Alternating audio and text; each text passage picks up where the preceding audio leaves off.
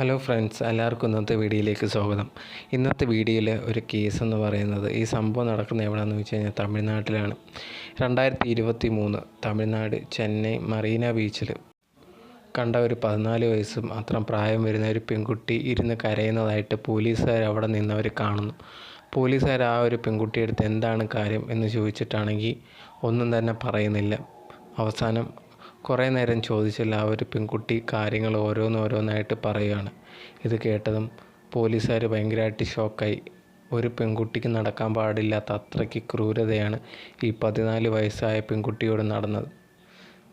അങ്ങനെ എന്താണ് ആ പെൺകുട്ടിയെ പോലീസുകാരോട് പറഞ്ഞത് എന്നുള്ളൊരു കാര്യമാണ് ഇന്നത്തെ വീഡിയോ എന്ന് ഞാൻ പറയാൻ പോകുന്നത്. ഒട്ടും വൈകാതെ വീഡിയോയിലേക്ക് പോകാം. ഈ സംഭവം നടക്കുന്നതെന്ന് പറഞ്ഞാൽ ചെന്നൈയിലാണ്. അവിടെ ഒരു സാധാരണ കുടുംബത്തിലാണ് ഈ പെൺകുട്ടി ജനിക്കുന്നത്. ഈ പെൺകുട്ടിയുടെ അച്ഛൻ്റെ പേര് കുമാർ എന്നും അമ്മയുടെ പേര് ഉമ എന്നാണ്. നല്ല രീതിയിലാണ് ഇവരുടെ ജീവിതം എല്ലാം പോയിക്കൊണ്ടിരുന്നത്. അങ്ങനെ ഇരിക്കുന്ന സമയത്താണ് ഈ അമ്മയായിട്ടുള്ള ഉമയ്ക്ക് ഒരു പ്രത്യേക അസുഖം വരുന്നത്. അതുകൊണ്ട് തന്നെ എന്ത് ചെയ്യുന്നത്, എപ്പോഴും ആശുപത്രി തന്നെയാണ് പോയിക്കൊണ്ടിരുന്നത്. ഏത് സമയം ആശുപത്രിയിലാണ്. അച്ഛനും അമ്മയും മോളും എപ്പം നോക്കിയാൽ ആശുപത്രിയിലാണ്. അങ്ങനെ ആ ഒരു ചികിത്സ ഇങ്ങനെയുള്ള കാര്യങ്ങളൊക്കെ ഇങ്ങനെ പോയിക്കൊണ്ടിരിക്കുകയാണ്. വർഷങ്ങൾക്ക് ശേഷം എന്ത് ചെയ്യുന്നു, ഈ ഒരു ഉമ എന്ത് ചെയ്യുന്നു, മരിച്ചു പോവുകയാണ് ചെയ്തത് അസുഖം ബാധിച്ച്. അതിനുശേഷം ഈ ഒരു ഹസ്ബൻഡായിട്ടുള്ള കുമാറിൻ്റെ ജീവിതം ഭയങ്കര മോശമായി പോയിക്കൊണ്ടിരിക്കുക. അതുപോലെ തന്നെ മോളും, കാരണം അമ്മയില്ലാത്ത വളരുന്നതെന്ന് പറഞ്ഞാൽ ഭയങ്കര പാടുള്ള ഒരു ടൈമാണല്ലോ. ഇതിങ്ങനെ പോയിക്കൊണ്ടിരിക്കുന്ന സമയത്താണ് കുമാറിന് തനിക്കൊരു തുണ വേണം എന്നുള്ളൊരു കാര്യവും, അതുപോലെ തന്നെ എന്ത് ചെയ്യുന്നു, തൻ്റെ മോൾക്കൊരു തുണ വേണമെന്ന് പറഞ്ഞ് ഒരു കല്യാണം കഴിക്കാൻ തീരുമാനിക്കുന്നത്.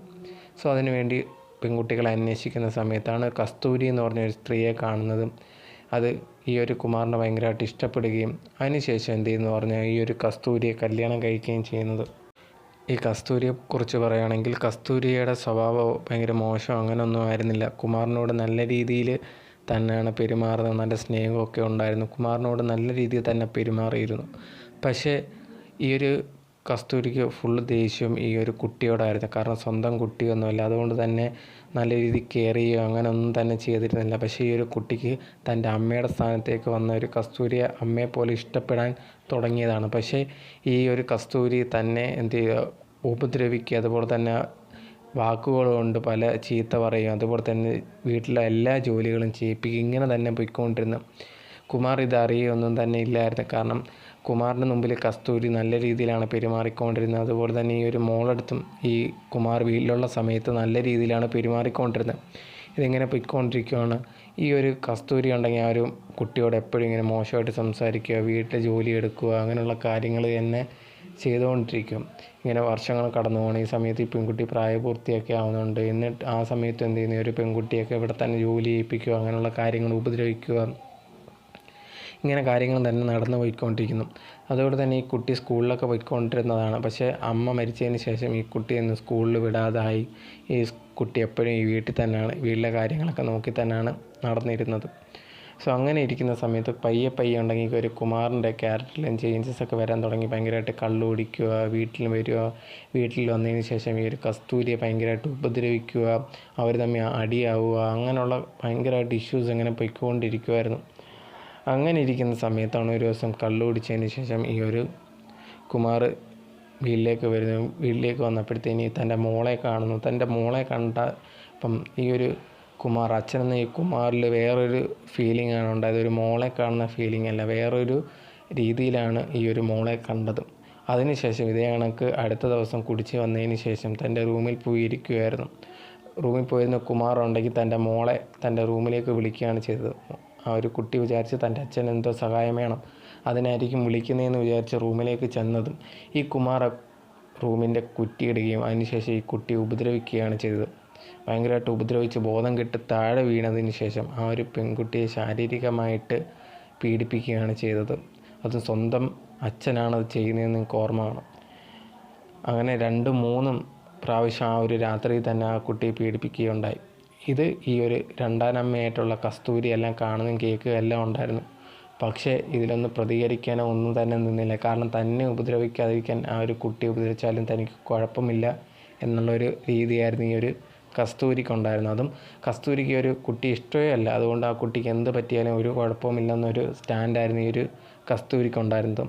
സോ ഇത് ദിവസം കഴിഞ്ഞിട്ട് അടുത്ത 2-3 ദിവസങ്ങളിലും ഇതേ കണക്ക് കണ്ടിന്യൂസ് ആയിട്ട്, ഒരു ദിവസവും ഗ്യാപ്പോ ഒന്നും തന്നെ ഇല്ല, എല്ലാ ദിവസങ്ങളിലും ഇതേ കണക്ക് ഈ ഒരു കുട്ടിയെ സ്വന്തം അച്ഛൻ തന്നെ പീഡിപ്പിക്കുകയാണ് ചെയ്തത്.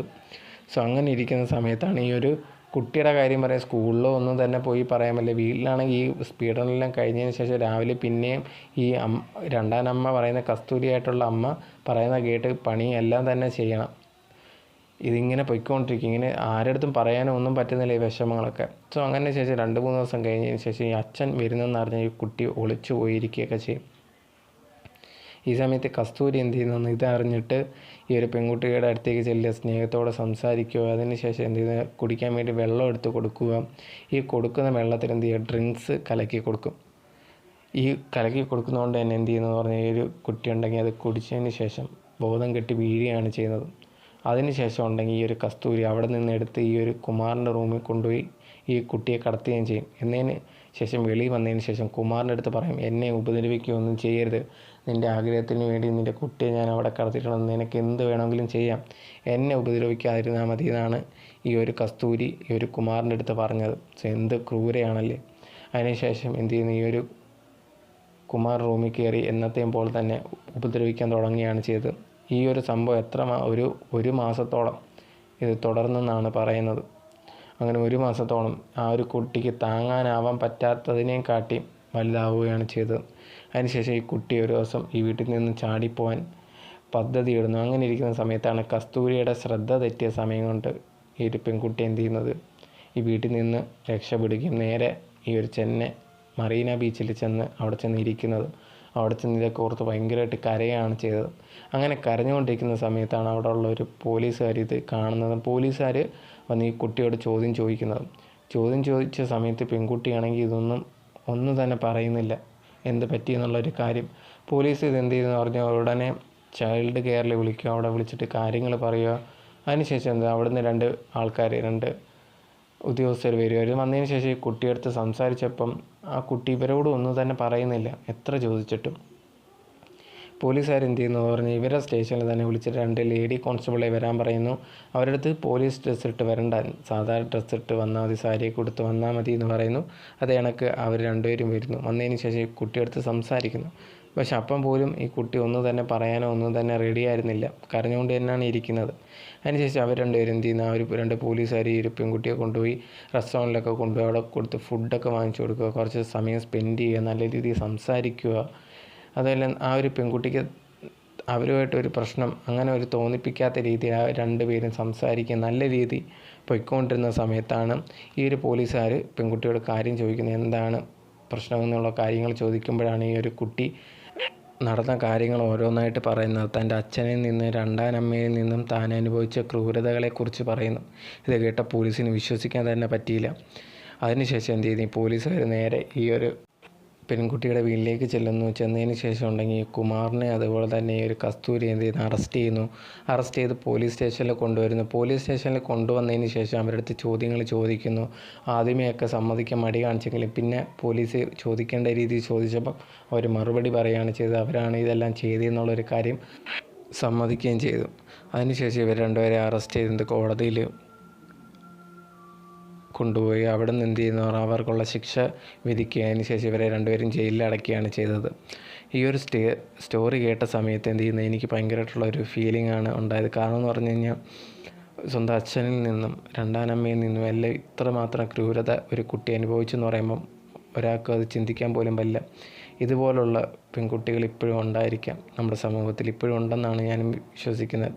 ഇതൊന്നും തുറന്നു പറയാൻ പറ്റാത്തവർ, അങ്ങനെ കുട്ടികളൊക്കെ ഇത് കാണുന്നുണ്ടെങ്കിൽ ഞാൻ അവരുടെ പറയുന്നൊരു കാര്യം, നിങ്ങൾ ഇതെല്ലാം തുറന്നു പറയണം. കാരണം എന്ന് പറഞ്ഞാൽ നിങ്ങൾക്ക് വേണ്ടിയാണ് നിയമങ്ങളും കാര്യങ്ങളും എല്ലാം. സോ അവർക്കെതിരെ ആക്ഷൻ എടുക്കുന്നതാണ്, ഒരിക്കലും മടിച്ച് നിൽക്കരുത്.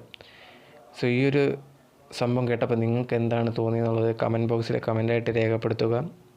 അടുത്തൊരു സ്റ്റോറിയായിട്ട് വരുന്നവരെ ബൈ ബൈ.